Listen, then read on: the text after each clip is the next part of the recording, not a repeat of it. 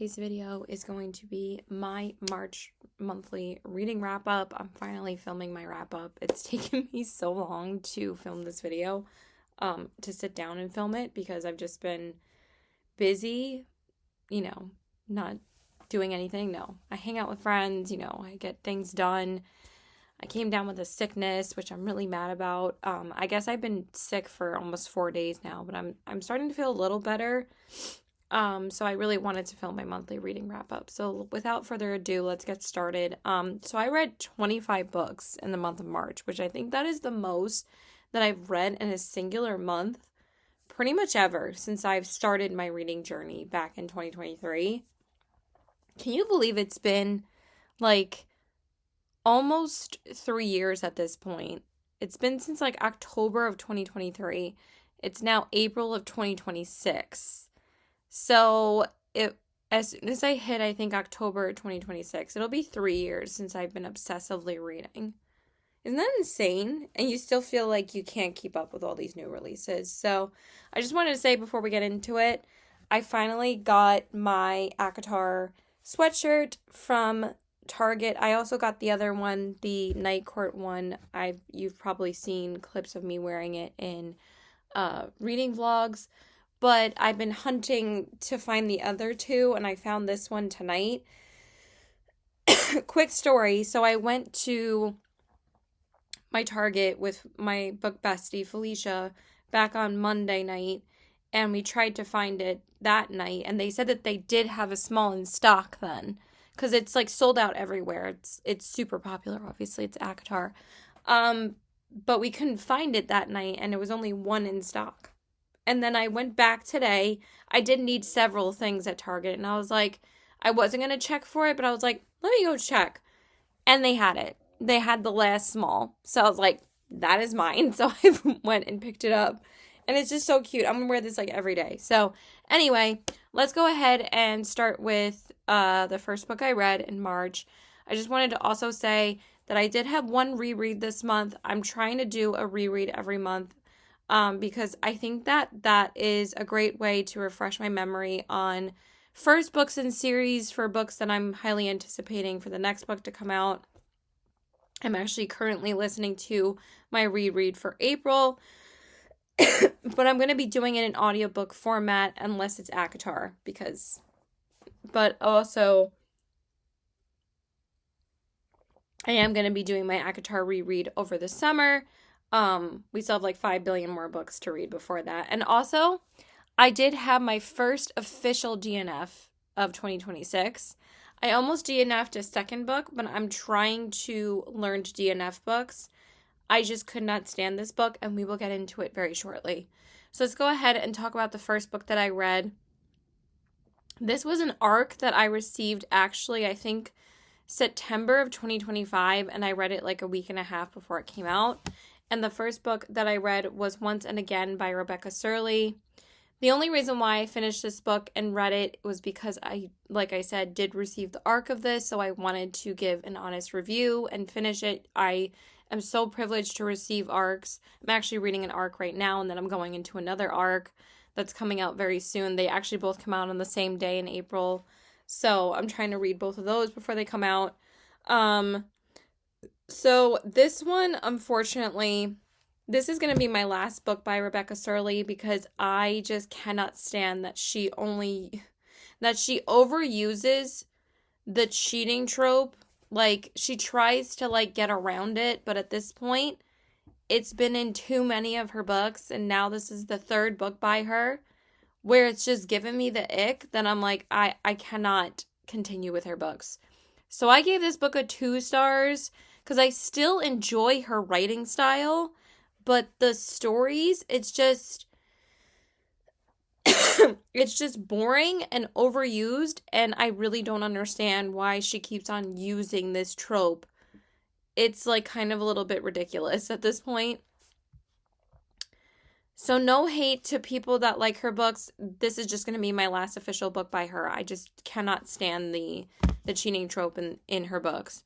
So this one starts with the main character, Lauren, and her mother, Marsala, saved Lauren's father from a deadly car accident. And Laura's family has had this ability over, I don't even know how long, since her father almost died, where they have this, I forget like what kind of item it is. I don't know if it's a magical feather or coin. I can't remember which one it is. That like this older woman gives to Lauren because they're kind of suffering financially while they grow up. Like her father, I believe, is a shoe salesman, and he like delivers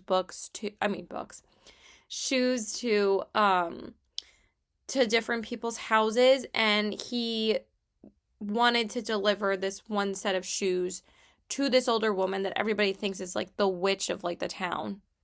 Why? I don't know. But apparently they think magic exists.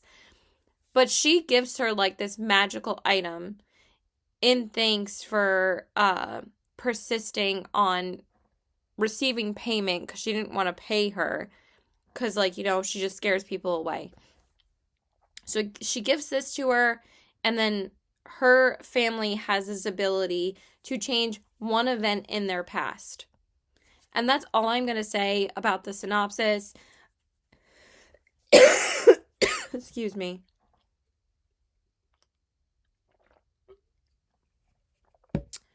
But the thing is that she goes back and decides to sleep with the guy that she's not married to currently because she wants to sleep with him instead of saving her father again because her father falls ill with something because he obviously is older now.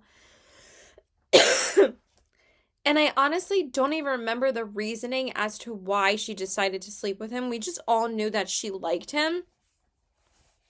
Growing up, we actually thought that he was going to end up, I thought that he was the guy she was going to end up being with, and then she ends up marrying this other guy that she does fall in love with. Sorry, this is full spoiler, but then she ends up telling him that she slept with him, like her husband now. She said that she went back to sleep with him. And I'm like, and then he all of a sudden forgives her because it didn't really happen. I'm like, that is so fucking lame. So I'm like, and then there's no explanation as to why this woman has magical abilities, why this woman gives her this coin. No explanation. And you're so confused the whole time reading this book whose POV you are actually in. Because it does not designate at all whose head you're in. Like, you think you're in the FMC's head most of the time, but it's like, no, switches from her to, like, her future, back to her past, back to her present. But then there's also, I think, a couple of chapters from the mom's perspective, and I'm like, who are we talking about? Whose head are we in? So, just did not like it. Just really didn't like it. Okay, let's move on. So I'm trying to do this thing every month where I'm doing a TBR takedown of books that have been on my TBR for way too long. So the second book that I finally read was I See You by Claire Mackintosh. Now, I've been wanting to read Claire Mackintosh's books for a hot second at this point. I think I've had this book for almost 2 years. I think my voice is going to go soon. So I wanted to try and at least get through 10 books because I know I'm not going to film this whole thing tonight. But I'm going to try. But I'm already getting out of breath. So I don't know. Why is this cough drop freaking crushed? Can I even speak? So anyway, this book is about a woman named Zoe Walker.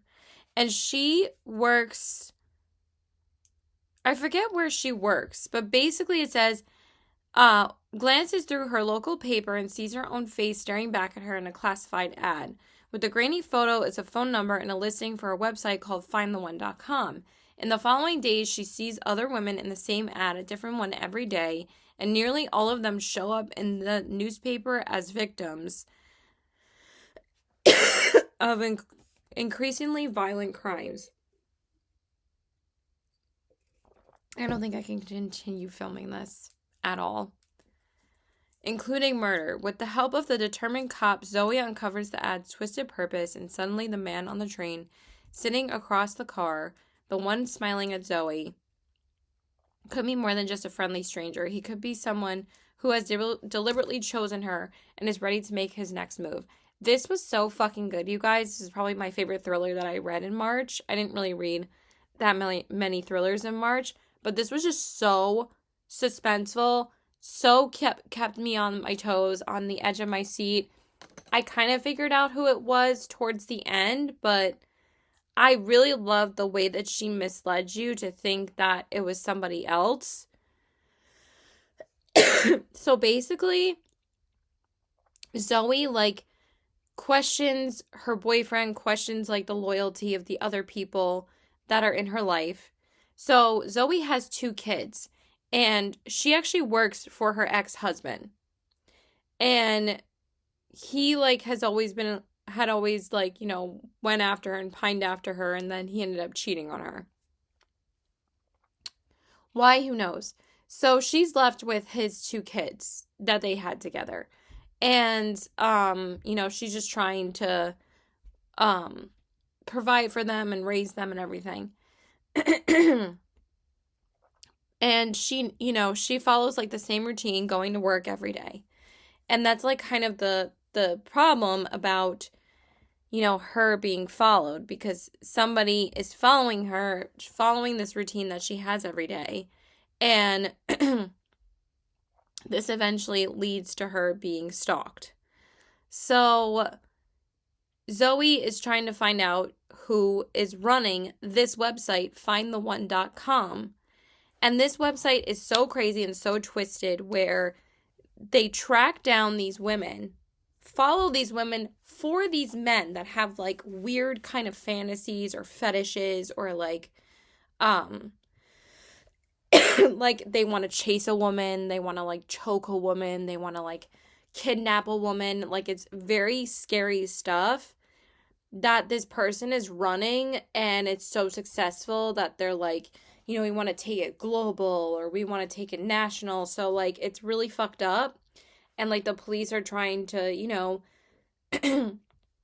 find out who's behind all of this. So that's where I'm going to leave it. And it was just such a fun time. I gave it a 4.25 stars. And I really do look forward to reading more of her books in the future. Okay. So next up, I read the sequel to The Scorpion and the Night Blossom, and that is The Dragon and the Sun Lotus. So I did read a few new releases that came out on that same day. I think it was March 3rd, and I had already finished 2 books already. And this one is by Emily Wenzel. And you guys know I love Emily Wenzel. She writes just duologies,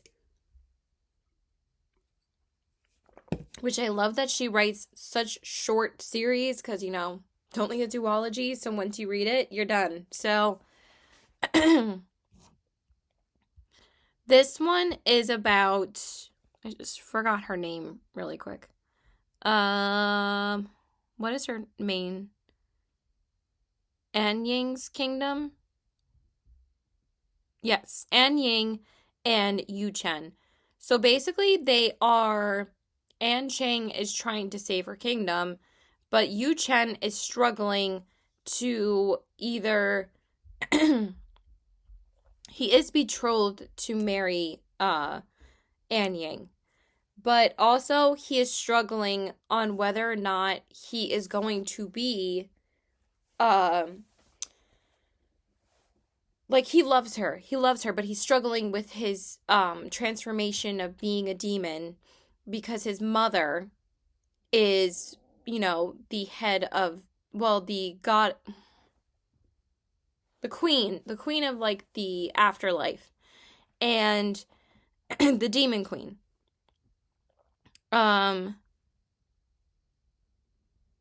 It's the demon queen of the kingdom of night and the monster responsible for killing An Ying's father. So basically, he's struggling with his own demons, because his mother can still control him to do her bidding. So, and it's up to An Ying to obviously save him, But now An Ying has to go into the demon world and, destroy, the evil of the kingdom. So that's basically what's happening. But, obviously they still love each other. But he's afraid to, be with her because he doesn't want to hurt her. So yeah, so good. I'm not really going to say anymore because it is a sequel. But I just absolutely love Emily Wenzhou's fantasy writing. Her magic systems are just so well written, and they're so like magical and atmospheric, and I just love her writing. The only thing that I didn't love about this is that sometimes in YA fantasy books, they are pushing the limit of the like romance. And sometimes it's like, I'm like, oh, this is like good for somebody that's, I don't care, but like I'm way older, but I still enjoy YA. But for people that are young adult, some of the stuff that are in these YA books teeter on almost new adult. Because, like, usually for me with YA, it's no more than, like, kissing. Or, like, cuddling. Or, like, he put his arm over my shoulder. Or he hugged me. Or he tickled me. Or he flirted with me. Like, lighthearted stuff like that. Or it's like our first time, maybe. And it like led up to that. But like, I don't know. It was just a little bit scandalous in one or two scenes. But other than that, I really enjoyed this. Highly recommend this duology. So again, I almost gave this a 5 stars because I was really loving it. But I gave it a 4.25 again. But still loved it. But nothing can beat her Song of Silver Flame like Night duology. Oh my god, I cried my eyes out at those books. They were so fucking good. Okay, so next up, I read another book that came out on the same day, and then the next book after that I also read that came out on the same day as well. So this one was No Matter What by Cara Bastone. Now, you guys know I love Cara Bastone, okay? Her last 2 books were absolute bangers for me. I read Ready or Not last year in January after Blood Over Bright Haven that friggin' destroyed me. And I loved Ready or Not. I love that book so much. Also made me cry. And I also read The Nightingale that month as well. Also destroyed me. So those were all 5-star reads for me though. So, and then I read Promise Me Sunshine back in March, and that book destroyed me too because it, really reminded me of me and my best friends. Oh my god, can I speak? Friendship.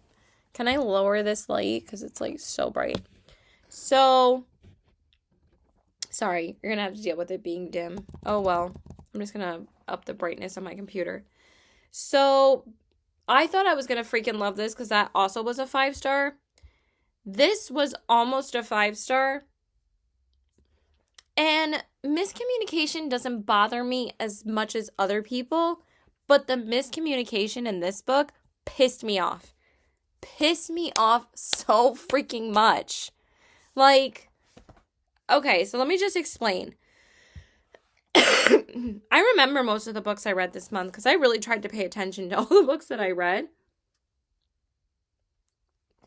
But Cara Bastone's writing, dude, is fucking hysterical. So warm. So, like, you feel like her romance, like, with the characters. You feel like they're real people.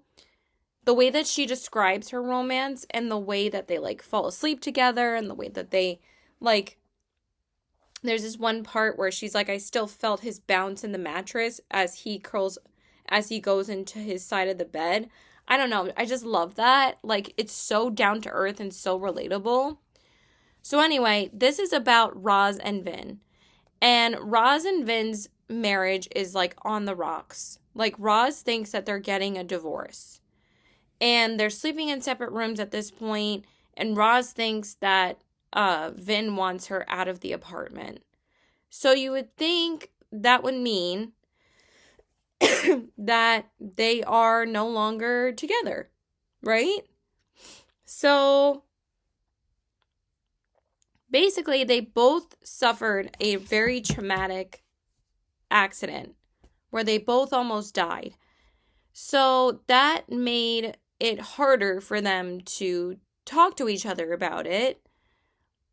But Roz didn't really understand the reason why they weren't going to be together anymore. Because Vin decided not to talk to her about it. And she thought that he was going to want her out. And she was asking for him to sign like this lease for the apartment. But he didn't tell her that he signed it. And then she was trying to talk to him about like what's going on. Because he was doing like these little like kind of acts of service, but like things that you would do when you think you're still married. Like offering to pick up her favorite soup because she was feeling a little sick. Or like offering to pick up groceries or pick up her favorite dessert. He's like, yeah, I can do that. I can swing by and do that too. Yeah. And because she was like giving him like this list of things to go pick up to test him to see whether or not he was going to say no. And he said yes to everything. She's like, okay, what the fuck is going on? And he's like, what do you mean? So it's like, I understand PTSD makes it very hard to talk about things. I get that. But also, they did share this experience together. And, you know, Roz has been trying to communicate with you. He just simply wouldn't talk. He just wouldn't tell her. Like, as she's trying to talk to him, he wouldn't really answer her. He would avoid it because obviously it was traumatic. But like at that point when they had gotten stuff out in the open, he just acted like oblivious and not in a good way. You know, like not blissfully oblivious where like, oh, it's so cute how oblivious he is. It was more so like it was kind of dumb.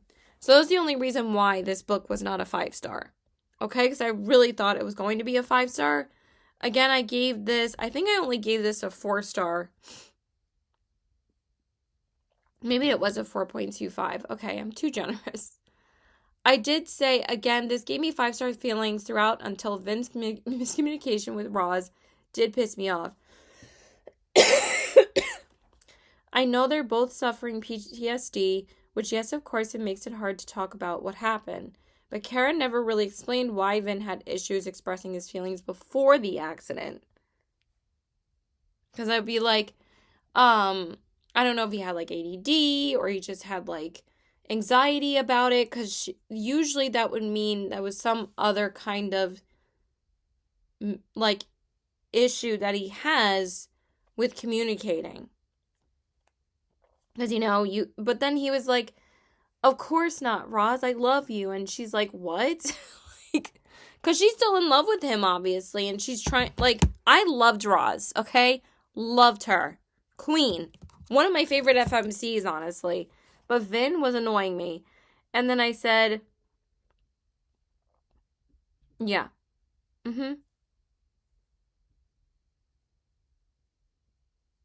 He got on my side of the bed after not sleeping in the same bed for months, but I didn't want to get up to mess this up.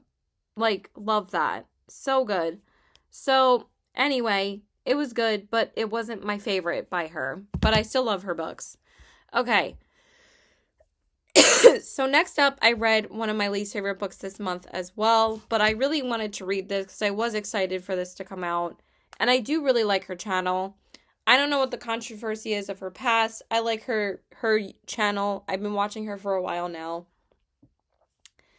And this is probably my first booktuber book that I've actually read because I haven't really read any other booktubers books. But anyway, oh my god, English, please. I read Just Friends by Haley Pham. Yeah, this book was not good. I kind of have to agree with a lot of people that this book felt like a copy and paste of Emily Henry's writing because Emily Henry is Haley Pham's favorite author. And we all knew that she was going to write a romance, okay? And we all knew it was going to be like best friends to lovers. And it had like some cute moments. Like I did laugh a couple of times. The only like writing that I actually really liked in this book was the when she talked about grief. So basically I don't know if her mom, I think her mom was still around. I don't think her dad was. But her aunt is very sick and her aunt like really helped raise her. She's like very attached to her. And she is unfortunately dying of cancer. And she, is basically dealing with the last, weeks of her life. And her best friend from childhood, what is his name? Declan. Her name is Blair. And they, have not talked for a while. It also feels like fake skating. It kind of feels like people we meet on vacation. But it has a very similar tone to Fake Skating by Lynn Painter. But that book came out like way after she started writing this, I think, because that didn't come out until September of last year. But anyway, so basically like something happens when they're children or like when they're teenagers that they decide not to talk anymore, which is a very common trope that happens in Friends to Lovers books. Or I mean, situation that happens with best friends to lovers. So anyway, so they stop talking, and all of a sudden she sees him again because she decides to apply to like this coffee shop that he is like the manager of. But he acts like he doesn't recognize her, and then all of a sudden he does.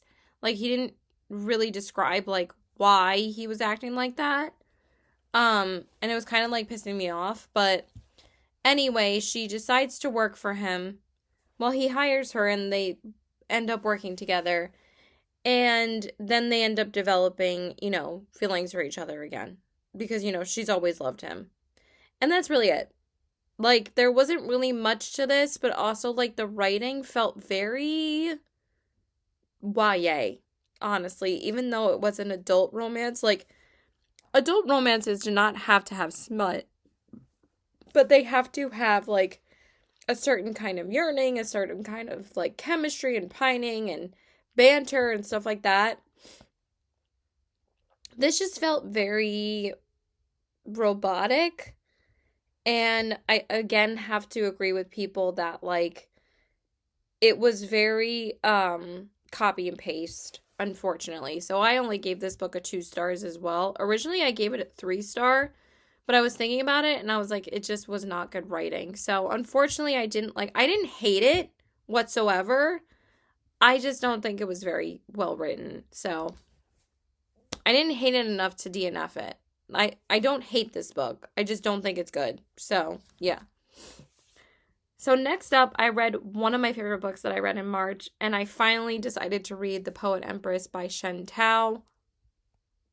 You guys, this book was fantastic.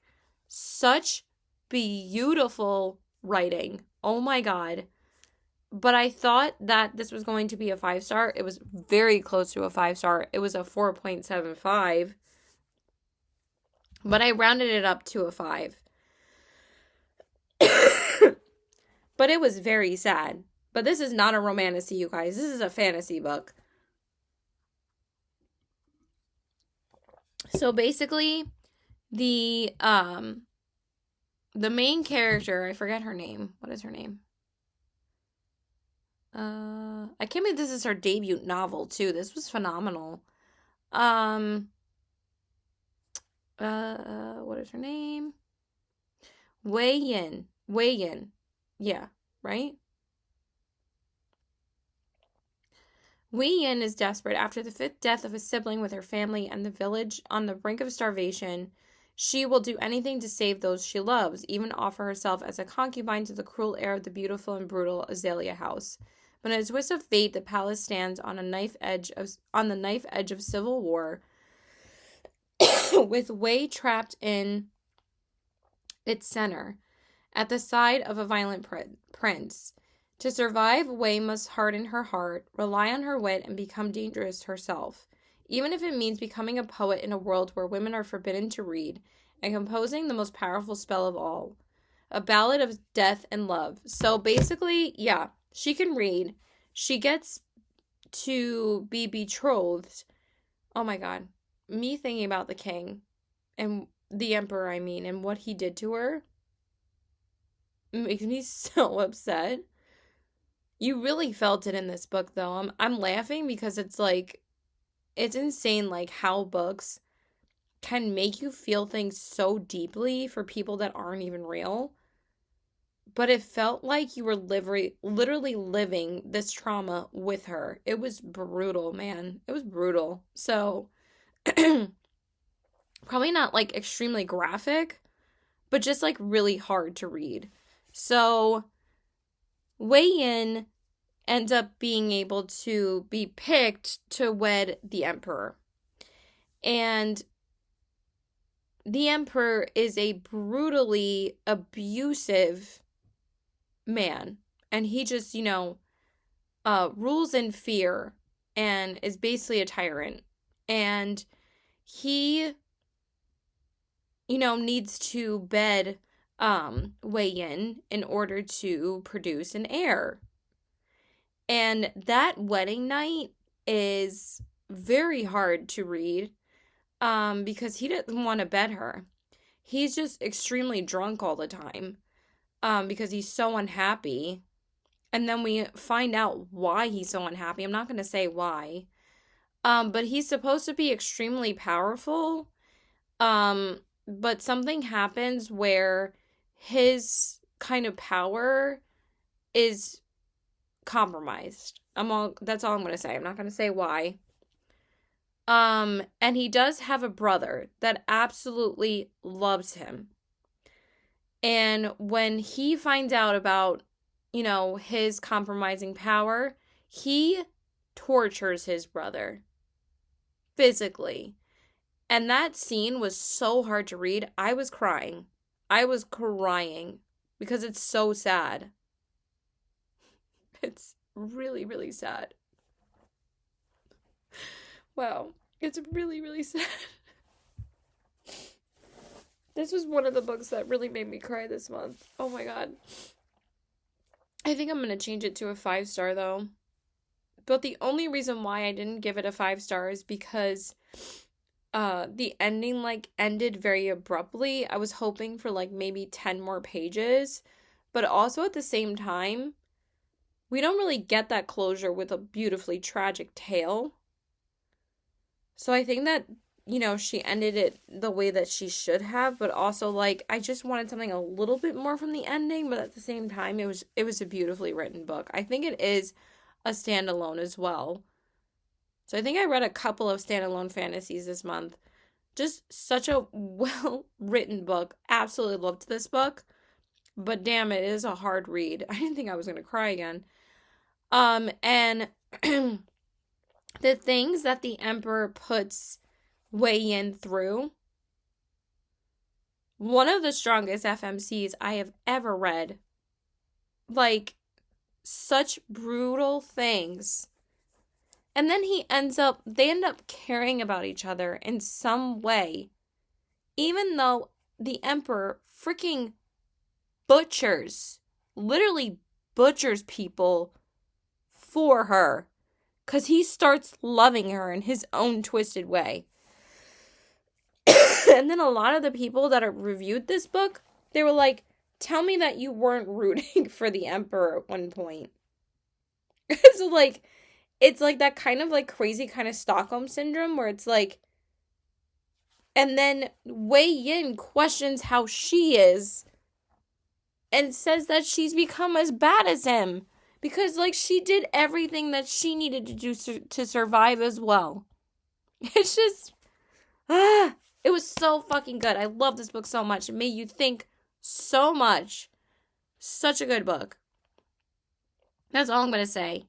And the things that Wei Yin puts herself through, too. Holy fuck. So, do check your trigger warnings for this book. It is a hard read. It is a hard one to read, but very good. But it's not boring. It just really makes you think.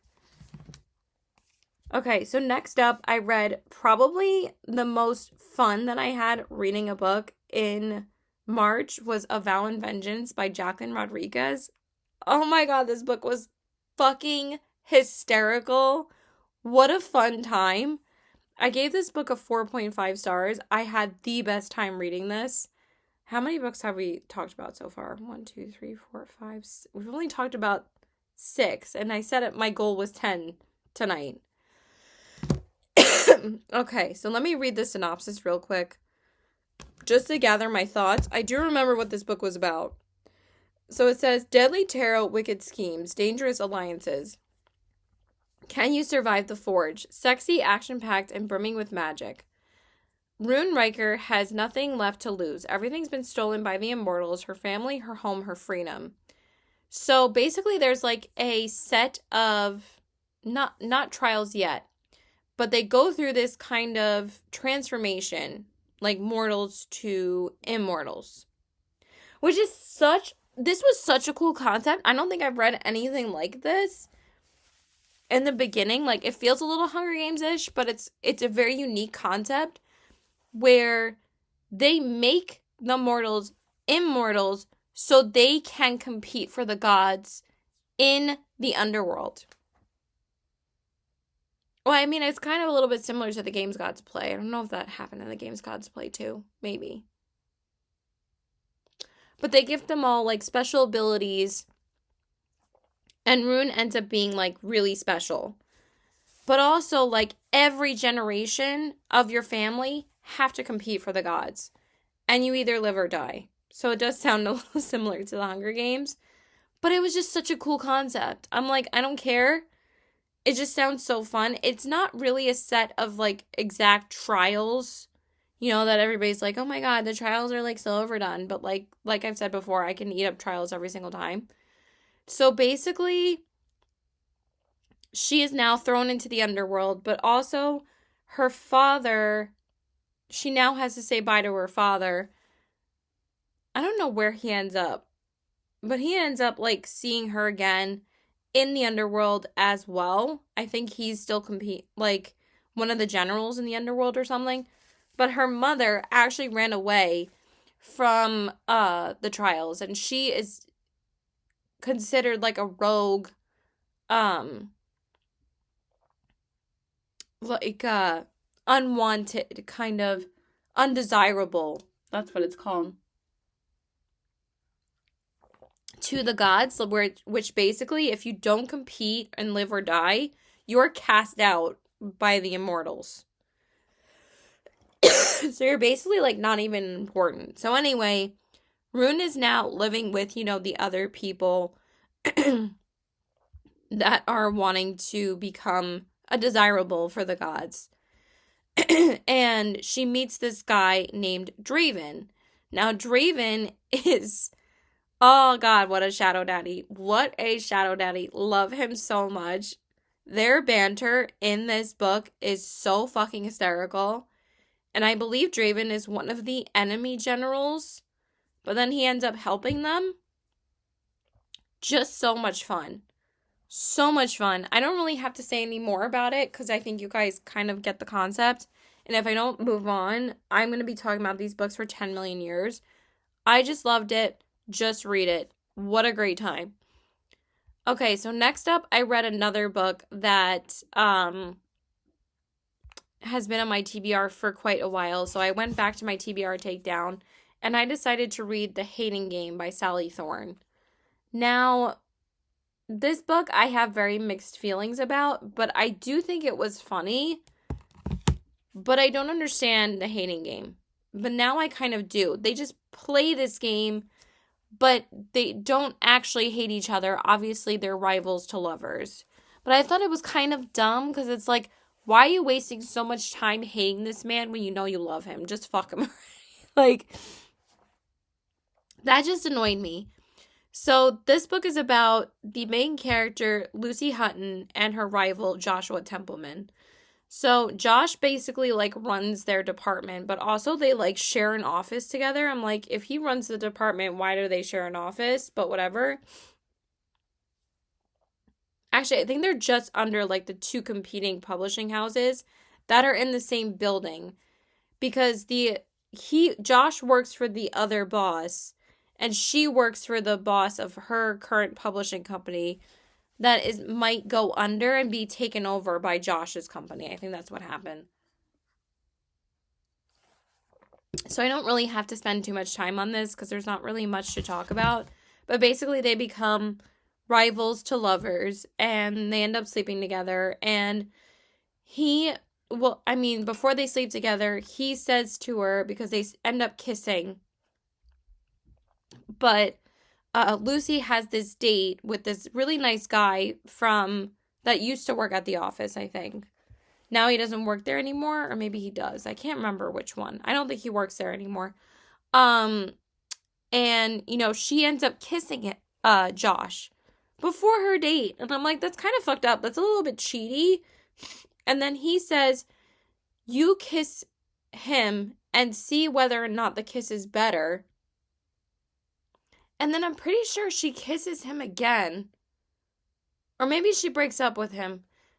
But I think in the book, she kisses him again when she's supposed to be dating the other guy, but they're not officially together. They're just dating. Which is a little bit fucked up. I'm like, girl, you're supposed to be seeing this guy, but then meanwhile, you're still kissing the other dude. You're kind of doing it behind his back. I'm like, that's a little fucked up. But in the movie, they didn't do that. They had her break up with him before, but even though we already knew she was in love with Josh anyway, and then she just broke up with him to sleep with Josh, which was kind of still fucked up. But also my ex's name was Josh, and we're not going to get into that. So anyway, I gave this a 3-star. I think even a 2.7 2.75, I think. Because we don't really find out why they hate each other until like 70% into the book. But also, like, Josh's family has not really approved of him. His dad has always wanted him to become like a hotshot doctor. And his brother is like the doctor of the family. And he was always complaining like, why weren't you a doctor? And it's just really fucked up. So she like vouches for him at his brother's wedding. And she basically like calls him out in front of the whole family, which was actually really fucking funny. When they weren't even dating yet, he just asked her to come to the wedding because she owes him a favor. So it was okay. There was some jokes, excuse me, in the book that were a little bit much and a little bit triggering. But it was fun. But I don't think I'm going to read any more books by this author. I just really wanted to read this one because I wanted to see why it was so popular with everyone. Okay, I'm going to go walk my doggo and rest my voice for a little bit. I think I'm going to come back and talk about more. So bye. Okay, so hey there guys. We're going to try and film more of my March reading wrap up right now. I've been recovering from sickness for like almost a week and a half at this point, and I haven't been able to talk to you guys about the books that I read in March. So we're just going to try and talk for as long as possible. It might be filmed over the course of 3 days, but not like anybody cares. Nobody watches my videos anyway. So the next book that I read in March was Half City by Kate Golden. Now, this was actually my first book by the author. I've been wanting to read the Dawn of Onyx trilogy for a while, but it's a trilogy and I still have my 3 or 4 trilogies that I need to read that I actually own before I, read that trilogy. So this was just book 1, in a series that actually is already getting book 2 later this year. It's getting book 2 in October, and they already revealed the cover. So anyway, this book is about Viv, and Viv is a demon hunter. And she thinks that she is the only demon hunter out there. Then she discovers that there is this academy named Harker Academy, and she gets to attend classes there to see whether or not she wants to be trained as like a professional demon hunter. But the regulations there is that you can't like demon hunt off grounds. But she's been doing this like her whole life, to survive. But actually, none of her family knows that she does this. Actually, no one knows that she does this at all. So it's like her secret. And also, she didn't know that her father kept this academy hidden from her. And she attends this academy really hesitantly. She doesn't really like want to stay. But they're like telling her, the different students there and professors that she talks to, they're like, give it the day and see what you think. She gives it the day, and the main reason why she wants to stay there is because she wants to find out what happened to her father, because her father got murdered, like, a few years back, like when she was a kid. And she's always struggled with her relationship with her mother. And this is an urban fantasy, so I get a little bit hesitant going into urban fantasies because they're not my favorite. But I really enjoyed this. I thought this was really fun. The love interest in this is a warlock, and warlocks, he's actually one of the teachers at the university. But she ends up, developing a relationship with him. And, she is like an older woman, like she's like 23, 24 or something like that. Like, I don't think they're exactly 18 going to this academy. She's not that young. But I really loved their relationship together. I thought their banter was funny. He's a very like, obviously typically reserved shadow daddy, but I think that they're funny together, and it was a fun one. And also I really liked the relationships with the friends that she had in this book. Their banter was hysterical, and it was a really good like found family trope as well. Also with her best friend and roommate, she was also very I really liked their relationship too. So it was a fun book. So I'm really excited for the second one with the way that this left off. So I gave it a 4.5 stars. It was a really good time. Then I went into the third book in the Bloodwing Academy series, which was The Wings That Bind by Briar Bolin. I read this on release day, and I think I finished it like the next day. So I'm glad that I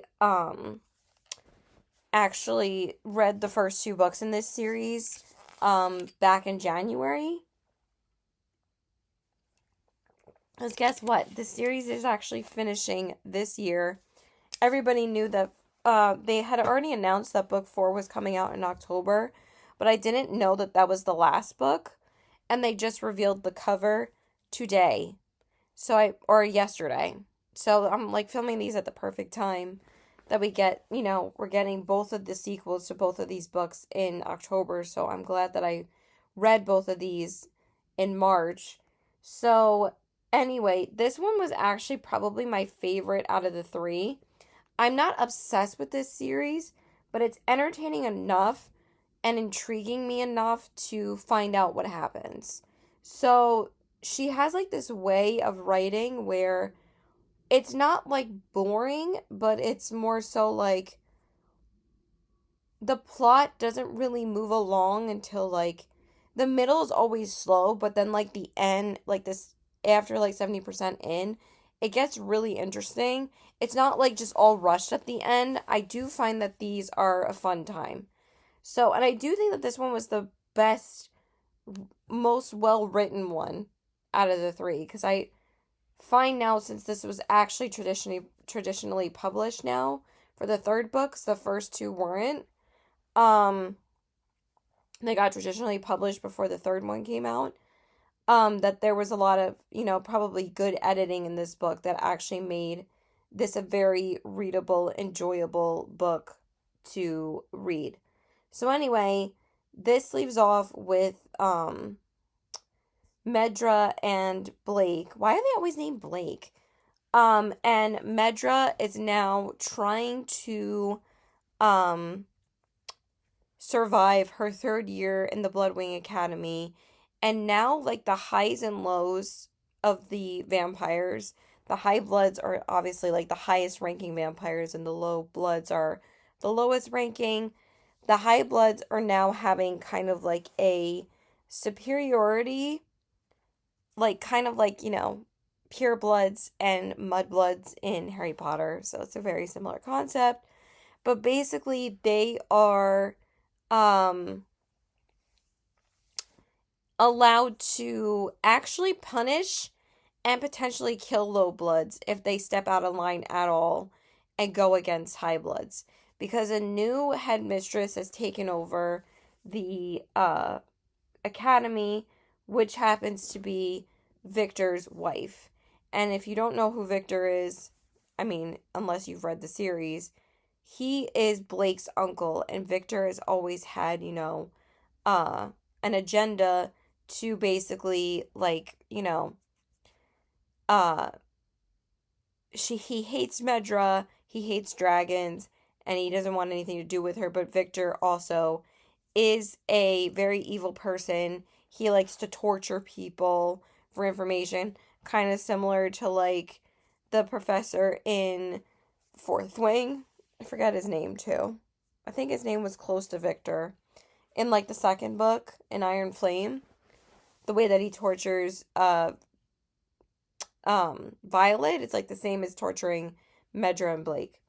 So you catch my drift. So basically, an infection is plaguing the school, and they have to find out how this infection spread. And also, there's like a twist where it has something to do with Medra's bonding with her dragon, which I thought was very interesting. And also, the way that things unraveled in the last 30%, like with the plague and stuff, was very interesting. So I really liked this one. I gave it a 4 stars, a little bit higher than the first two. So I'm intrigued to see where the rest of the series goes. I'm talking way too long about these books. So next up, we read Mistakes Were Made by Lucy Score. Why am I putting my phone down? And this is the second book in the Story Lake series. So the one and only book that I've read by Lucy Score was Story of My Life. So now I really wanted to read this one. And Zoe is the main character's best friend from the first book. And she still works for, I forget her name. I don't know why her name is leaving me right now from the first book. Hazel. So Zoe is Hazel's agent, and she's the one that obviously handles all of her book launches. And Hazel is coming out with like this huge book in the Story Lake town, and Hazel is there to like help her out. But Hazel isn't living there. She lives there just for the summer. And what's his name? The love interest in the book, his name is Gage. He is one of the 4 brothers in the Story Lake town. So in the first book, it's the first brother, and then the second book is now the second brother, and so on. It's going to be the third book, it's going to be the third brother, and so on. I don't know who the girl's going to be, though. I forgot at the end. But anyway, so she has to have somewhere to stay. So I think he offers to, like, fix up, like, this old house for her so she can stay there. But he's, kind of like a Mr. Fix-It man. But I love the way that, like, Lucy Score, like, kind of makes fun of, like, the renovation trope in this book. Her books are fucking hysterical. I'm laughing out loud for, like, most of the time. The banter in this book is fucking top tier. It's hysterical. I almost gave this book a 5 stars because I was loving it. So, obviously, they develop a romance. And that's basically it. There's not really that much to these books. It's a romance book, so there's not much of, a huge plot, but they're just a good time. The only reason why I didn't love this book as much as I thought I was going to was the third act breakup. I did not like how mean Gage was to her towards the end. Didn't like it because I thought it was very out of character for him. I was like, what the fuck? Like, he could say it was stupid, but he was like genuinely calling her stupid about something. And, I highly related to Hazel because she has ADHD. I have ADHD. So, like, a lot of the things that Lucy Score talked about in this book, you could tell she did her research because 99% of these things I could relate to so easily. Like, getting out of cars is so hard for people with ADHD because they have to be ready to get out of a car. They have to make sure they have everything to take out of the car. And I loved that. But that was the only thing that upset me. So, yeah, that's pretty much it. I don't really want to say anything else because it's going to give too much away. I still gave it a 4.25 stars because I had such a good time. Actually, I just gave it a 4 stars. Why didn't I give it a 4.25? I still really liked it. Okay, so next up, I thought that this was a new release, but this is actually a traditionally published book by Miss Callie Hart. And Callie Hart is the author of Quicksilver, if you didn't know. One of the biggest fantasy books of the past couple of years. Romantasy book, sorry. Fantasy romantasy. And that is Blood and Roses. This one also came out, I believe, the same day as Mistakes Were Made and The Wings That Bind. So that was quite a big release day for March new releases as well. So this was actually really, really fun. I had a good time with this. So this book is about Szeth and Sloane. And Szeth works for like this really big like kind of drug lord. Like think of like Scarface is basically what his character is. So Szeth obviously, he does a lot of dark shit to work for his employer. And Sloane is, I don't remember how they meet.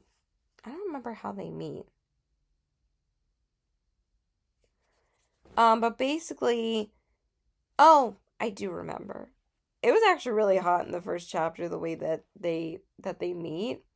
So basically, they each other in the first chapter, but it's really hot because he's like a masked man, which is a huge typical thing to use in a dark romance.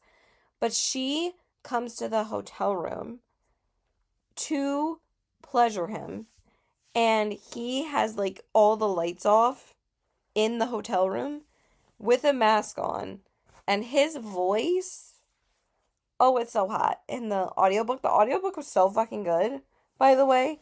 Um and he becomes like so obsessed with her that he has to see her like all the time. It's a little bit similar to Nightshade, but this was written before Nightshade, so Nightshade was kind of a little bit similar to this, to be honest. Because this is like, I think it came out like a few years ago. And that's basically what it's about. I don't really want to say anything else.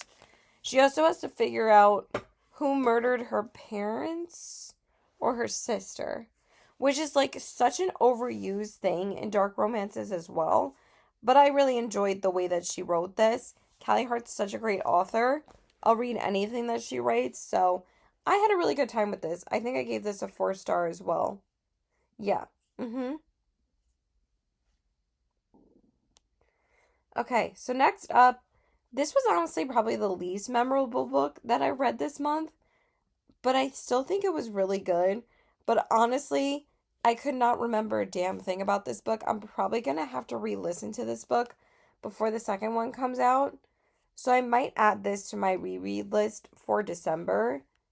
Yeah, I'm gonna have to. Um, so the next book that I read was Fallen City by Adrienne Young. I really liked this, but for some reason, I could not concentrate on listening to this. I don't know why. But I'm definitely going to re-listen to it before the second book comes out because it's coming out in December and it's only a duology. So anyway, this is about Luca and Izara, and basically they're both on the opposite sides of this like huge political war. And he has to arrest her at one point. 'Cause she does something where there's like a conflict where but they end up falling in love. But I didn't really feel like the romance that much. That might be why. Because I couldn't really connect to the romance. I really liked the politics and I really liked the plot. I was just like kind of like this felt like more like just a regular fantasy book than a romantasy. I don't know. It was just a little weird. Let me just read the synopsis really quick. So it says, in the great walled city of Azara, political turmoil ignites a rebellion 100 years in the making. But when a legionnaire falls in love with a magistrate's daughter... Oh my god, my fucking throat. Sorry, give me a second. Their love will threaten the fate of the city and the will of the gods. Luca Matthias has one purpose, to carry on the family name, maintaining its presence in the forum once his powerful and cruel uncle dies. But his noviceship with the city's philosopher places him in the middle of a catastrophe that will alter the destiny of his people. Maris Casperia was raised amidst the strategic maneuvers of the Citadel's inner workings, and she knows what her future holds, a lifetime of service to a corrupt city. So, like, Citadels are, like, high priestesses, but she doesn't want to do it because obviously she knows how corrupt, like, their system is. So that's basically what it's about. But her years of serving as a novice to the last priestess who possesses the stolen magic of the old war has made her envision a different kind of future for the city. When she meets Luca, a fated chain of events is set into motion that will divinely entangle their lives. As a secret comes to light and throws the city into chaos, Luca and Maris hatch a plot to create a calculated alliance that could tip the scales of power. But when an execution forces Luca to become the symbol of rebellion, he and Maris are thrown onto opposite sides of a holy war. As their fates diverge, they learn they are the center of the story the gods are writing, and even if they can find their way back to each other, there may be nothing left. So yeah, I gave it a 4 stars. Still really good, but not memorable. So I'm gonna have to go back and read it, so. But I don't regret reading it, so. Okay. What book are we even up to at this point? 1, 2, 3, 4, 5, 6, 7, 8, 9, 10, 11, 12, 13. Okay, next up was my favorite book that I read in March. And I think this was my first 5-star read that I had in March. And that is Daggermouth by H.M. Wolf. I actually tried to read A Love Letter to Whiskey by Candy Steiner. So I want to talk about that really quick before we go into Daggermouth. So I felt like I was going to slump hard if I didn't pick up something that I knew I was going to love. Because this book was freaking everywhere, you guys. Everywhere. And I was like, I need to read this. I fucking loved this book. And I'm definitely 100% rereading this as well. When the audiobook comes out. Because I'm definitely listening to the audiobook. So I believe it gets traditionally published in July. So anyway, I tried to read A Love Letter to Whiskey, and this was me and Felicia's buddy read for March. This is the first book that I actually deliberately just could not get through this book. I mean, I DNF'd It Happened One Summer before, but I rarely DNF books, you guys. But this book was fucking atrociously written. And the cheating trope in this book was ridiculous. And it was so fucking stupid. And I talked about it in my TBR takedown video. So I'm not going to rant about it. Out of sight, out of mind. I just hated it. So we're just going to move on. But I tried to read that, but it does not count towards my goal. Hell no. So, yeah. DNFs I don't count towards my books that I have read in the year because I only count books that I finished. I'm not going to count DNFs. That's just me. So then we read Daggermouth, and I loved this so fucking much. So this one, I might have to stop talking soon because my mom's going to sleep. Oh my god. It wasn't even like enemies to lovers because like they're not really together. They just grow to care for each other, but they're like true enemies because they really can't be together. So basically they are on the main male character, what is his name? What is his name? The main female character's name is Shadera, and the main male character's name is Grayson. So Grayson is a assassin for the king, who is his father. Okay? Just remember that if you read the book. So basically he has always done his father's bidding, because obviously his father is like a tyrannical kind of ruler. He hates women.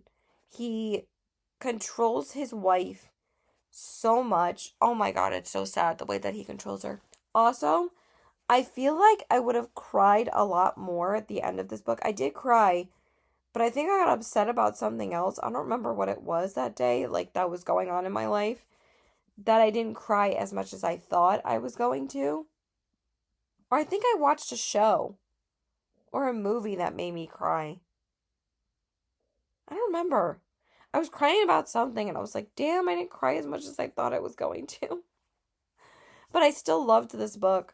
I loved this book, you guys. You could not put this book down. It was so bingeable. I cannot wait for the audiobook to come out. So basically, Shadra, she is like pretty much an assassin as well. But she's on the opposite side, obviously, of the she's part of the rebellion pretty much. And she's kind of similar to Katniss, but she doesn't hesitate to kill outside of like, just being an assassin. She will kill. So basically, they are destined to kill each other. And she wants to kill him, but she ends up getting, I think, captured, where she's forced to work with him. And oh my god, I ate this book up. You just have to read it. I can't even honestly explain half the shit that happens in this book because you're so fucking hooked. This book is so worth the fucking hype, you guys. I'm gonna have to stop. I'm gonna have to stop. Bye. Okay, so hey there, guys. So we're finally going to finish filming my March wrap up. My voice is finally feeling almost 100% better. I think we're like at 70 to 80%, but at least I can talk now. I'm still coughing here and there. It's still like going away, but it's definitely a lot better than it was. So let's go ahead and get to it. So the last book we ended off with in March was Daggermouth. That was definitely my favorite book that I read in March. I just loved it. I didn't really read too many books that I didn't like in March. It was actually a pretty good reading month. Probably my least favorites was Once and Again and Just Friends, and my absolute favorite was Daggermouth. And then next up, we read another new release, which was The Elsewhere Express by Samantha Soto Yambo. And I read Watermoon last year, and I really loved that book. I thought it was like way better than most people said it was. So basically, this book is about a girl named, what is her name? Raya. And she ends up taking a journey on this Elsewhere Express. And it's like this train where it takes you not necessarily where you want to go, but basically it's like a metaphor for like the journey of where you want to end up in life or like the path that you want to take in your life. I don't remember if she's dead. I don't think she's dead. I think this is like an in between to decide what path you want to go on in your life. And she meets like, different people on this train and finds out about like their past and what they did in their life and what choices that they made. This was just her writing is just so beautifully written. I really enjoyed this. I gave this a 4 star. It's just not really that memorable, but I just love the magical worlds that she creates. I always have a fun time reading her books, and that's about it. Like, I don't really have much more to say about this book. Um, she meets this man named Q, and he's an artist that can like paint these backgrounds like out of nowhere. Like, he doesn't need a wall, he can just paint it around him, and it creates like these certain worlds that he's like picturing. And that's his talent. And Rhea, I don't know why I can't remember her talent, but she's a lot more powerful than she thinks that she is, and she always like underestimates herself. She basically has to make like the Elsewhere Express better because you can't trust everybody that's on the Elsewhere Express. And that's where I'm going to leave it. It was really good. It was a good book. So I really enjoyed it. Is there anything else on the bottom?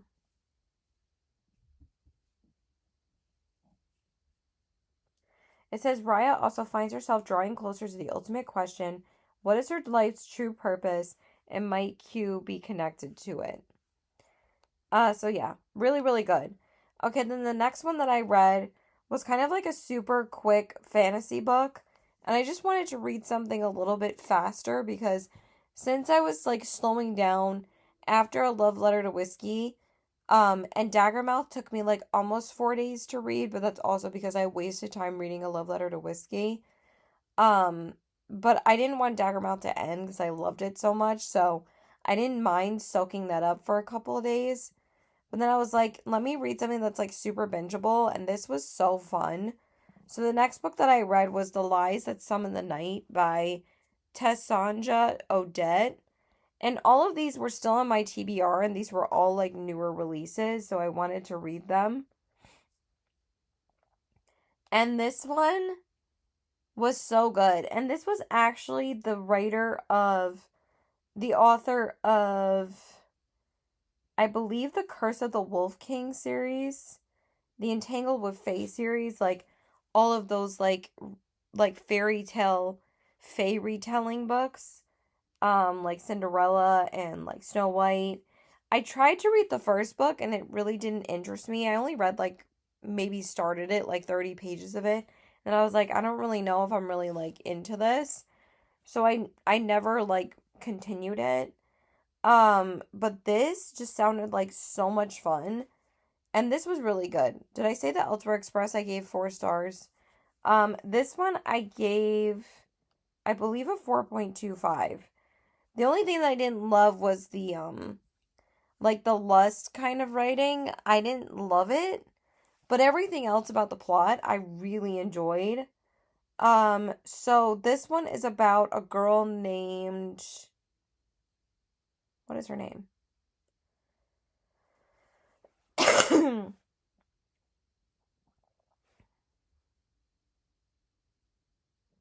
Why doesn't it say what her name is?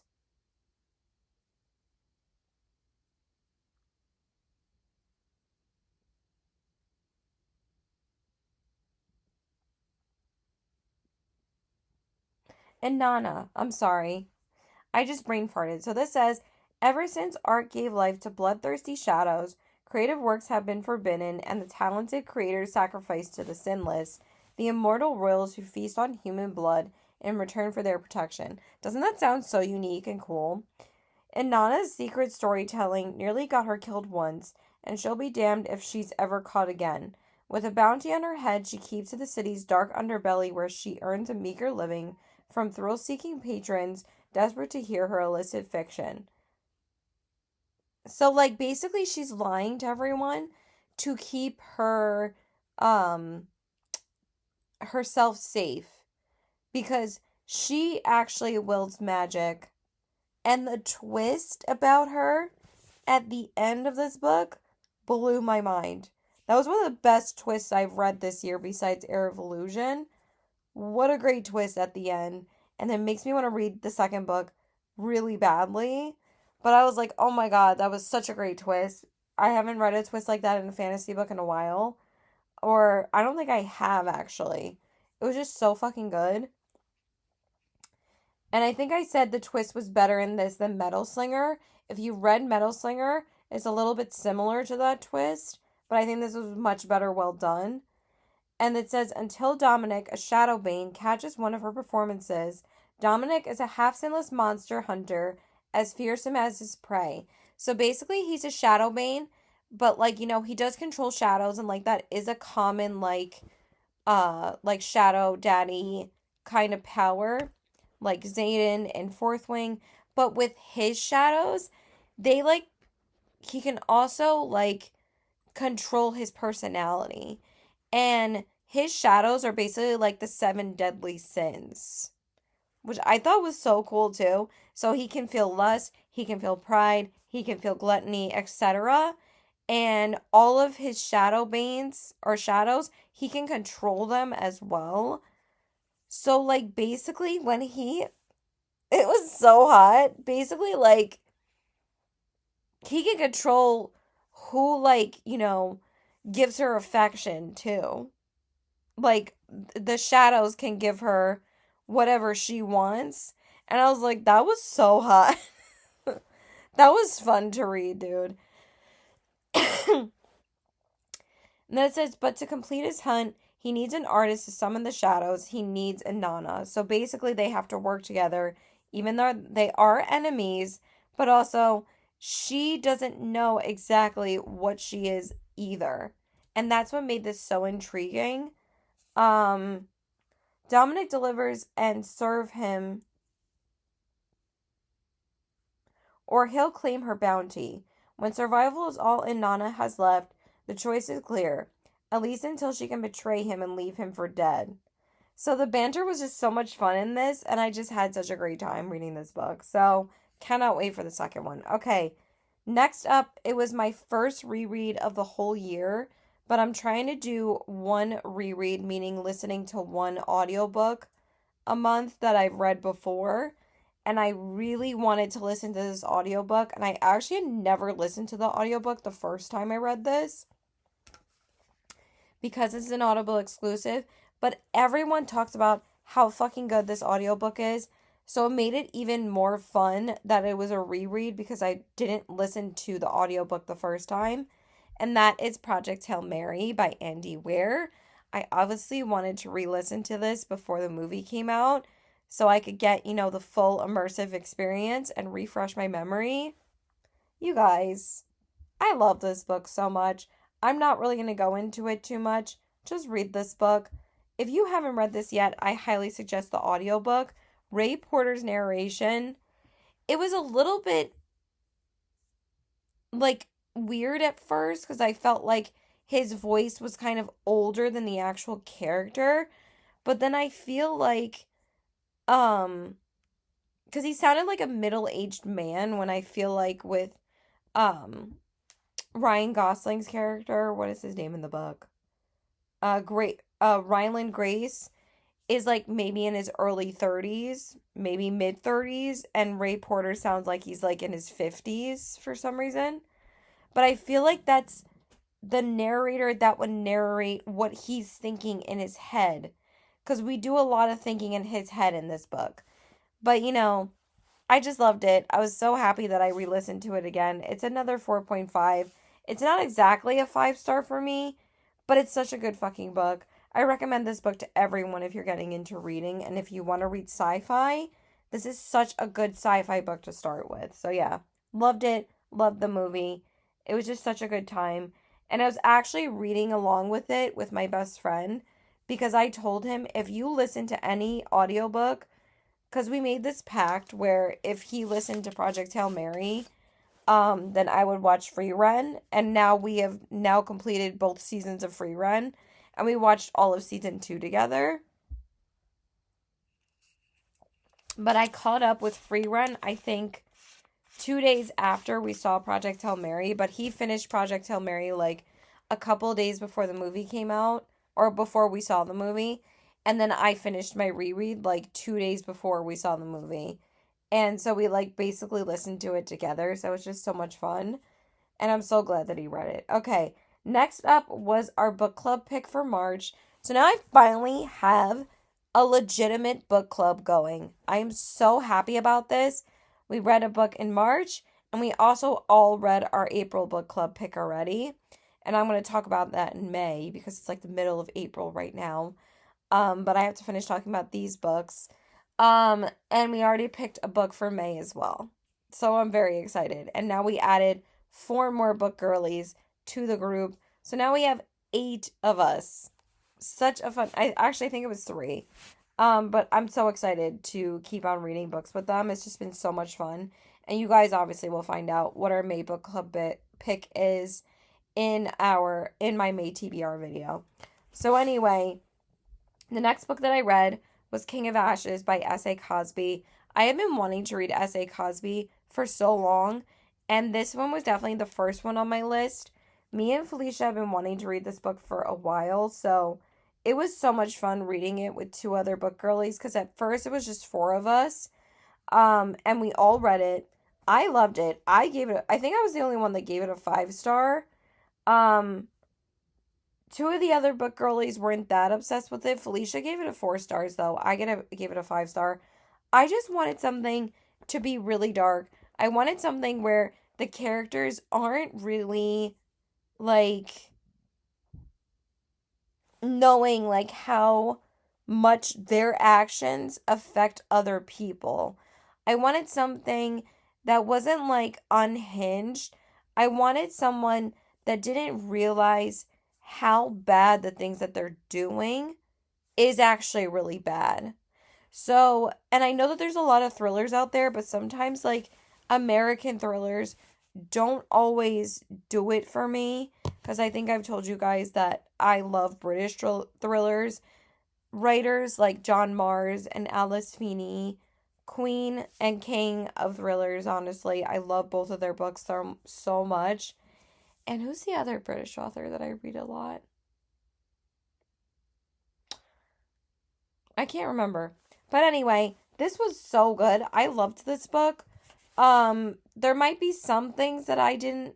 No, I love this book. Just because my other book girlies didn't love it doesn't mean that I didn't.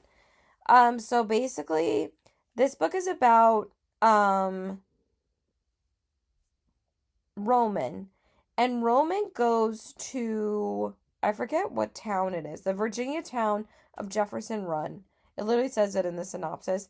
Goes to help out his younger brother Dante, because Dante is like, he's a drug addict, he's an alcoholic, and he owes like, a bunch of, drug dealers money for the drugs that he got from them. And, they threaten his life in order for him to pay them back. So Roman needs to go and help him. But also their father is dying. So he mainly needs to go back for that. He knew that Roman was in some trouble, but I don't think that was the main reason why he went back until he actually got there. So basically everything pretty much unravels from there. And also their mother had been killed like a few years back, like before the father was dying, and everybody has always suspected that the father was the one that killed him. But then we find out what actually had happened, and I was crying through that whole chapter about what happened to the mother. But I had a feeling that it wasn't the father, because I felt like it was going to be way too obvious if it was him. So, yeah, this book was just so good. There was some gore in it, so check your trigger warnings. The gore didn't really bother me, though. I felt like some people said it was unnecessary, but I thought it added more to it because, that's going to happen when, especially when you owe somebody money, they're going to torture you. Like, it this shit happens, and some people are like, well, I didn't really like it. And I was like, but it happens. So yeah, he's just, uh, I think some people didn't like it because Roman is such a morally great character.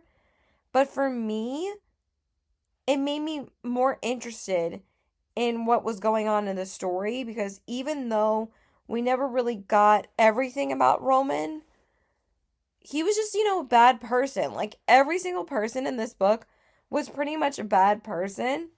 And I kind of wanted to read a book about all unlikable characters. And I felt like this did it for me. So I gave this book a 5 stars. And also, nobody has a happy ending in this book, which I liked even more. I was like, please, like, can we, like, I need, like, some sort of hope. And, like, the ending was just, it was just so good. Like, I just felt like it was so tragic, but not, like, too sad. I don't know. I just loved it. I gave it a 5 stars. So, next up, we read one of my most anticipated reads of the entire year.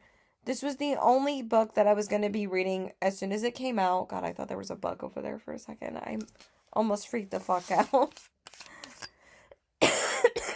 And you guys know, all I wanted to do was read this book. So, obviously, the next book that we read on release day was Abby Jimenez's The Night We Met.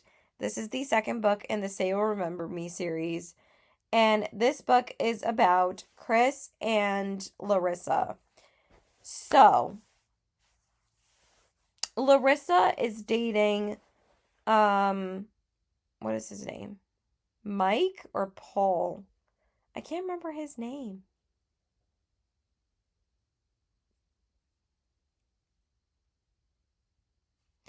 I can't remember his name at the top of my head, but also the third book is about his love story. So the third book,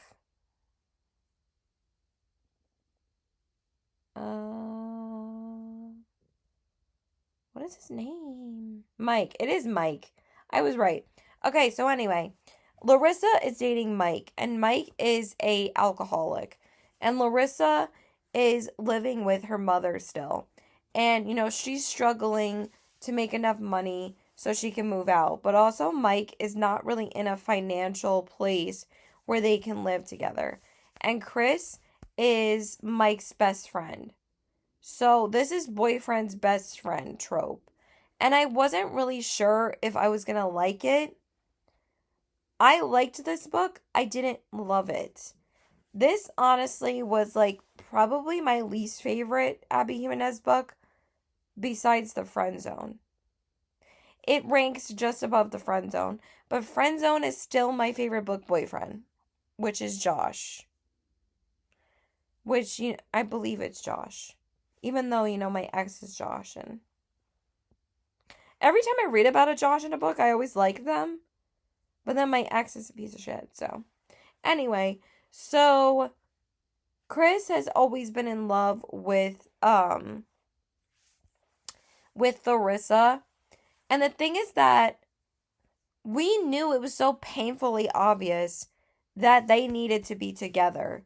But also, like, they both knew that Mike needed help in his life. But, like, why didn't you make more of an effort to, like, take Mike to a rehab? Try and help him, dump all of his alcohol out. Maybe, like, remove him from something. No. If he went to a bar to get drunk, they would get mad if he didn't want to leave. Because obviously he's drinking. And yes, that's a problem. Obviously. But the thing is that your solution would be to punch him in the face? I don't know. I still gave this book a 4-star. I don't know if I'm going to give it a 3.75. I don't know. I just love Say You'll Remember Me a lot more. I didn't love this. The only reason why I'm giving this a 4-star is because Chris acts of service. Chris is an acts of service king. We all know that Abby Jimenez's favorite men to write are acts of service kings. So, but besides that, I thought it was just so painfully slow for them to be together. And I know it's a slow burn, but it wasn't my favorite kind of slow burn. I actually just read a slow burn romance that I liked a lot more than this one that I gave a 5 stars that you'll see in April's wrap up. But this, I don't know. It just made me not want be dying for the next book anytime soon. I drop everything for Abby Jimenez's books, but I just didn't love this one. Why did the rating go away? Why does Goodreads do that? Sometimes if I click on a book to show you, to just show the cover, it'll take the rating out. And I'm not even clicking the rating. It's so weird. Okay, so anyway, after that, I was still feeling a little reading slumpy. So I was like, you know what? I'm not going to force myself to read my TBR right now. I would like to mood read a little bit. So I decided to read this super short cafe read that I picked up from the Barnes & Noble cafe. And that is The Vanishing Cherry Blossom Bookshop by Takuya Asakura. This one was okay. It was only $5 from the cafe. And basically this is just a bunch of tales of different kind of people that come to be able to visit this magical bookshop. And that's it. And basically they go there to, get life advice and to get advice and knowledge on how to basically fix the issues in their life, or to see what path that they should go on.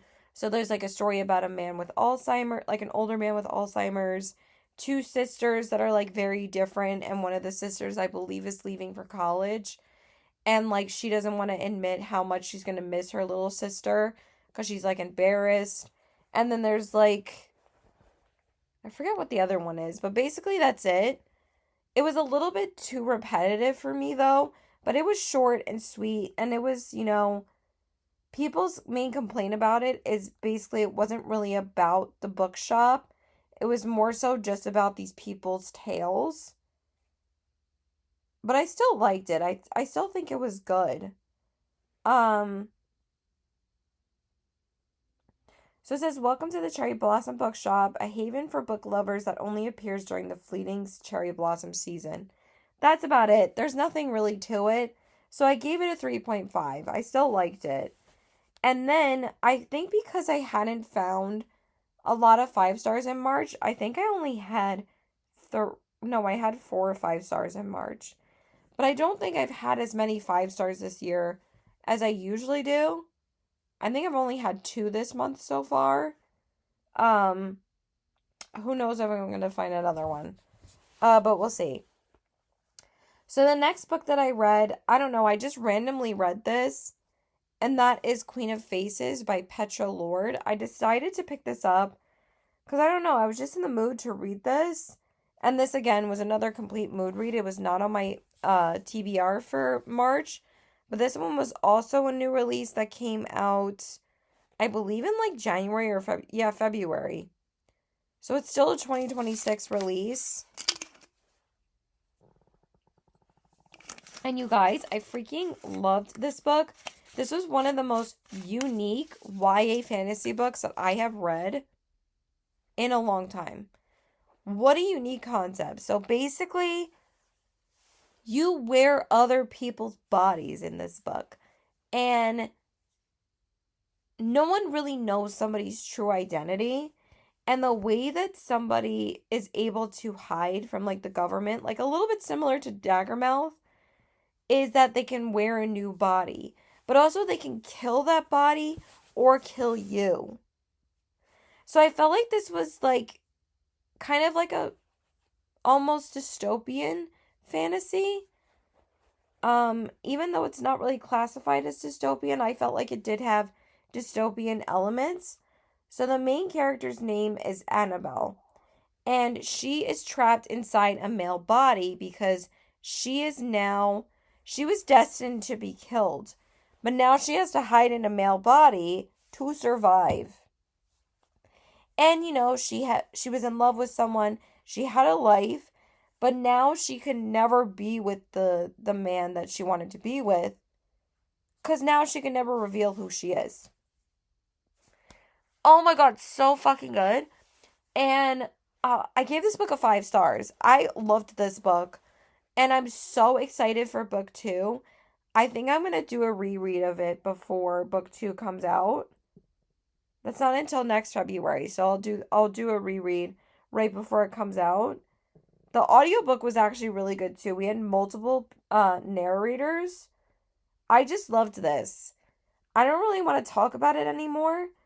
I just want to read a little bit of the synopsis. It says, a desperate girl at a cutthroat magical academy faces a choice between life and death. Become an assassin or the enchanted elite, or watch her decaying body. Oh, right. Her body is failing. And basically, if your body is failing, you are cast out. You are no longer useful. Basically, like, similar to Conform, but even better because, like, if your body is decaying, you're dying. So they don't want you anymore. So her mother's always like looked down on her because her body's dying. Fucked up, right? Um Annabelle Gage is trapped in a male body and it's rotting from the inside out. In Kmart, where the magical elite buy and swap designer bodies like clothes, Anna can't afford to escape her tattered form. When she fails the entrance exam, can I speak? Entrance exam to the prestigious Paragon Academy, her last hope of earning a new body implodes. As the clock ticks down to her last breath, she's forced to use her illusion magic to steal a healthy chassis before her own kills her. I loved it. I'm not going to say anything else. It was so goddamn good. Just so goddamn good. I had such a great time reading this book.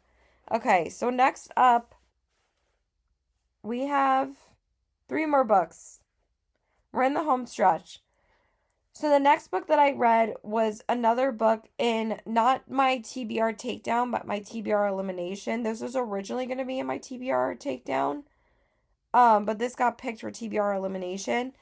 But I did follow the way Florence Harvey did this, but she said she actually did it wrong, so that means that I did it wrong too. The thing with TBR elimination is that you're supposed to eliminate the books with the prompt that comes up. And I didn't have enough physical books on my TBR for April to do a TBR elimination, but also like 4 of those physical books are in a TBR takedown video. So I felt like that would have been redundant if I only had, I think, like 3 or 4 books for the TBR elimination. I might still do it before the month is over and then just like read another book for May to put in my TBR takedown video, so we'll see. But anyway, the next book that I read was Splintered by A.G. Howard. This book has been on my TBR probably like 2 years at this point. So I finally decided to read this. So this is actually this is the first book in a series. And this is a Alice in Wonderland retelling. And I'm trying to make it a little bit more of a goal of mine to read more like Grimm retelling books. So, I read Seven Deadly Thorns in February and I really enjoyed that. So I wanted to read this. And then I also have The Crimson Crown, which is on my TBR for April. I'm going to read that next week. So this one is about a girl named Alyssa Gardner, and her mother's name is Alice. And their family ancestor's name is Alice Little, which is the real life inspiration for Alice's Adventures in Wonderland. So basically, Alyssa always hears like these voices, like sees things, and her mother, Alice, has the same kind of gift. But she is sent to her mother is sent to a sane asylum because obviously, living in the real world, people think she's insane because she sings things that nobody else does. But Alice has the same power, but she keeps it to herself because obviously she's like 18, 19. This is a YA series. I'm not going to continue with the series, or if I have any desire to like pick up the second or third book, I will. But I'm not going to buy it. I'm just going to borrow it from the library. But honestly, I don't think I need to continue it. I just wanted to read this one because my friend Becca recommended it to me.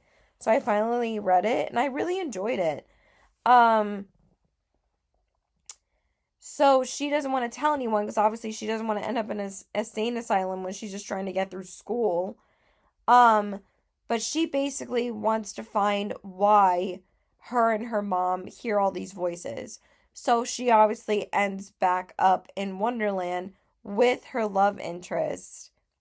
And it's fun. It's just a fun time. I had a really good time reading this to find why the hell they're still like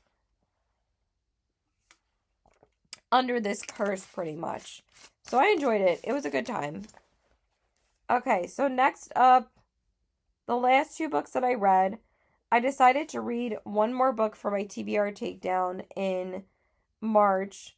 Since we still didn't get to Fireborn and I still haven't read that yet, I wanted to read at least one more book in March for my TBR takedown. So I finally decided to pick up another Matt Haig book, and I had a feeling that I was going to finish this really quickly, and I did because it's only 270 pages. So I finally read The Humans by Matt Haig. Oh my god. I loved this book. This was my third favorite book this month. Yes. So this was my third favorite book this month. So basically this is about, I gave this a 5 stars by the way. If you guys didn't know, Matt Haig is the author that got me back into reading as an adult. I picked up The Radleys, which was a book that my mom read like years ago, and she gave it to me and I never picked it up because obviously you guys know I didn't like reading and now that's all I do. And he made me fall in love with reading. And then I read The Midnight Library and then it took off from there. So now I've read now 5 books by the author. Because I read 3 books by him the first 3 months that I started reading again, which was The Radleys, Midnight Library, and How to Stop Time. And then the next year I just read his new release, which was The Life Impossible. But I haven't read a book by him since The Life Impossible. So I don't think he came out with a book last year because not everybody loved The Life Impossible. But I finally decided to pick up another one of his books, and I absolutely freaking loved this book. I gave it a 5 stars. So this book is about an alien named Andrew, and he gets sent to Earth because aliens think that humans are evil. And he is actually assigned to kill this family that he takes the identity of this husband who has a wife and a son, and he is actually assigned to kill them. So, oh my god, this book was so freaking funny. So, like, there's this one scene in it where this would make such a funny TV show, by the way. I feel like all of his books should be adapted. I feel like he's like one of the most unique authors I've ever read. Like his books are such amazing like concepts of magical realism and this is like a sci-fi, but I love how he's like so multi-genred, and it's just I love his books.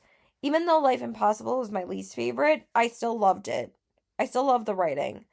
So there's this hilarious scene where he is just walking naked outside, and he's like, I don't understand why people think I can't be walking naked outside. Why is it a crime for us to be naked?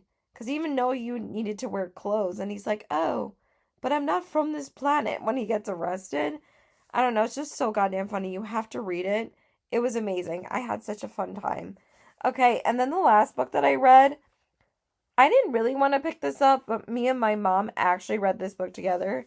This is the first book that my mom actually finished this year. Like,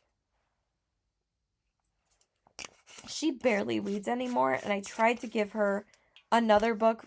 I tried to give her The Midnight Library to read. She thought it was boring. She got like 80 pages into it, and then she's like, I don't want to read this. So basically, she DNF'd it. But my coworker from Apple, well, my used to be coworker, which is also my mom's coworker, because she still works there, obviously, convinced her to read this, because he's a Shakespeare head, and I love talking to him about books, not just about Shakespeare. He will hear everything that I'm reading. He always would ask me, or like what my favorite books are and stuff like that. We'd always have so much fun talking. So he recommended to my mom that she read Hamnet by Maggie O'Farrell, and I read this too. And that was the last book that I read in March. So basically this book is kind of like a Hamlet retelling, but not 100%. This is basically about like Hamlet's like love story or like Shakespeare's. We're not really sure on what inspired Hamlet, I think. So basically this book is about, what is her name? The main character's name is Susanna. No, Agnes. I'm not an idiot. Um,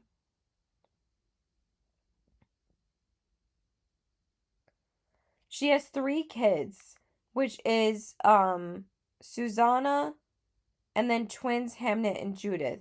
The boy Hamnet dies in childbirth. Oh, dies in aged 11. Never mind, doesn't die in childbirth, Caitlin. So 4 years or so later, the husband writes a play called Hamnet about him and his life. But basically there is a plague that is plaguing the town in their water, I believe. It's like all dirty water. That obviously was a problem back then because nobody had filtered water, obviously. And it infects like her children. It doesn't infect the parents though. And Agnes does everything she possibly can to like help her children get better, but unfortunately Hamnet dies, saving his sister. So that's basically what this book is about. It's also about Agnes and her husband navigating their life together. Agnes also has a special ability of touching people because like the women in her family actually have like special abilities. That's probably why it didn't affect her. But also like her husband is kind of like losing his way in his life and he kind of needs something more. So he's actually not there to help the children get better because he's off working. But he's like working on this play for her, but she doesn't know like what he was working on until the play actually comes out. So, and he asked her to see it and she didn't know it was about Hamnet. So, I guess I knew more about this than I thought cuz I was kind of zoning out a little bit listening to the audiobook, but I really enjoyed the narrator. But it's not a hard book to understand. So I liked it. I gave it a 4 stars. I wasn't obsessed with it. It was still good. I'm still glad that I read it. So that is it. We are finally done with this wrap up. Oh my god, I've been filming this all month, I feel like. So, what was your least favorite book and your favorite book this month? Like I said, my favorite books were Daggermouth and Queen of Faces and the Humans. And my least favorite book was A Love Letter to Whiskey, actually. Just Friends and Once and Again were pretty bad too. But at least I could read those. A Love Letter to Whiskey I couldn't even get through. So yeah, that is pretty much it, you guys. I hope you guys enjoyed this video. Finally, it's over. So please like and subscribe. Follow me on my Instagram at CBW819 and check out my Goodreads and my TikTok listed in the description box below. You can follow all my reviews there. if you cannot wait for my wrap-ups, but obviously nobody watches them. I don't even know how long this video is. Hopefully an hour and a half. Because again, we read 25 books in March. We've read like I think 14 books so far in April. I might not read as many as I did in March, but we're reading some good books. Like we actually have had 2 2-stars so far. But you're just gonna have to find out which ones those are when May rolls around. So yeah, that's it. I hope you guys have a great day and keep reading. Bye.